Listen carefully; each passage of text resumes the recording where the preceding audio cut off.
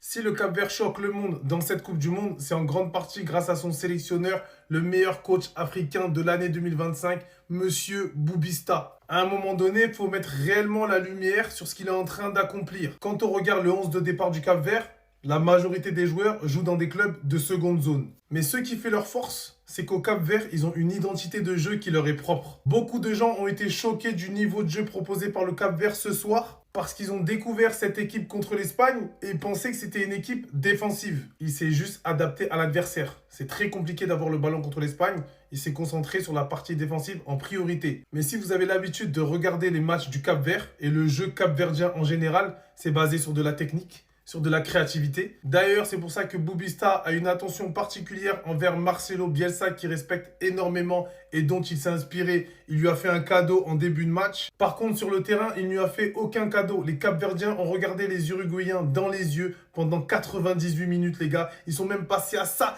Il y a même un peu de frustration parce qu'ils auraient pu le prendre ce match. Mais en tout cas, ils jouent la tête haute. Ils jouent avec des coraux. Ils attaquent. Ils jouent au football. Ils défendent. Ils jouent en plus avec une détermination. Pour moi, ils surperforment.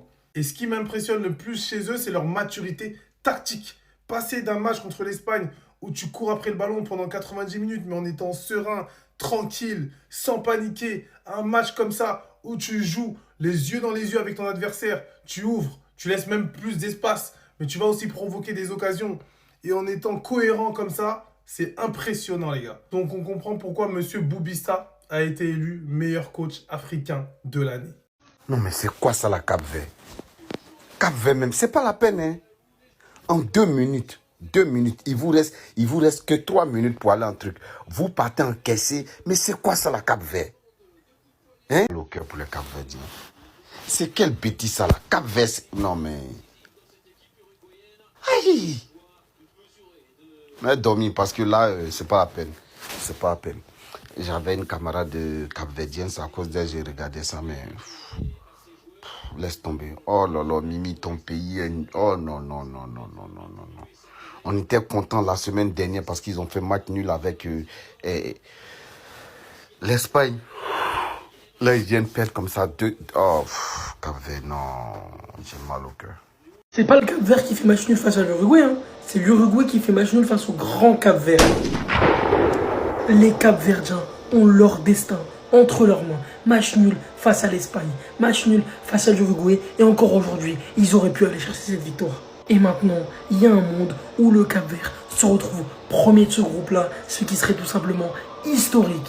Car oui, les Cap-Verdiens ont fait le plus difficile, ils ont affronté l'Espagne et l'Uruguay, ils auront désormais affronté l'Arabie Saoudite qui a 1 point et un goal average à -4, pendant que pendant ce temps se jouera le gros match de cette poule, Espagne-Uruguay, et encore gros match, j'ai du mal à me dire ça, vu le niveau catastrophique de l'Uruguay. Et il y a des joueurs du Cap-Vert qui aujourd'hui ont été sensationnels, dont le numéro 22, je crois que c'était Duarte sur le côté droit, qui était sensationnel.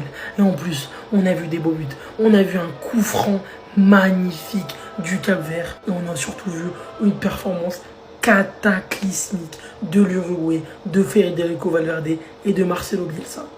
Jamais marqué de but en Coupe du Monde. Ils en ont mis 2. 2. L'équipe est incroyable. Le Cap-Vert. Beaucoup sont surpris maintenant, mais nous, on les a connus. À la CAN 2024, on les a connus. Attention à ce groupe-là. Attention. Dernier match, Espagne, Uruguay, Cap-Vert, Arabie Saoudite. Tout peut changer. L'Uruguay peut rentrer à la maison. Hein. Tout peut changer.